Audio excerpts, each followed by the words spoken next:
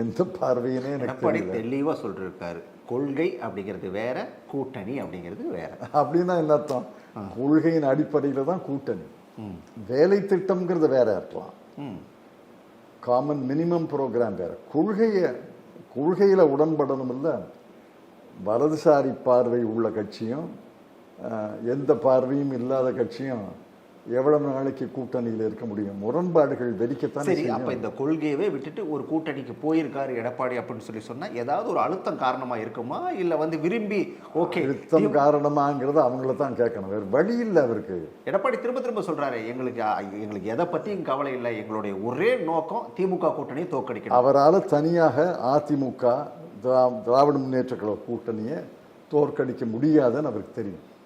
அவருடைய வீரமான பேச்சை நான் பாராட்டுகிறேன். ஆனால் அதிமுக இன்று தனியாக திராவிட முன்னேற்ற கழக கூட்டணியை தோற்கடிக்க முடியாது.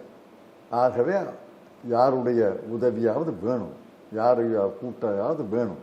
பாரதிய ஜனதா கட்சியை சேர்த்திருக்காங்க. அந்த கூட்டணி கூட திராவிட முன்னேற்ற கழக கூட்டணியை அடுத்த தேர்தலில் வெற்றி பெற முடியாது. அதிமுகவுடைய வலிமை குறைஞ்சிக்கிட்டே வருதுன்னு நினைக்கிறீங்களா? ரொம்ப குறைஞ்சிருக்கு. ஆனால் அவர்களுக்குள்ள 3-4 குழுக்கள் இருக்கின்றன. ஓபிஎஸ் தனி, செங்கோட்டையன் தனி, வேலுமணி தனி, பழனிசாமி தனிப்பெரும் குழு.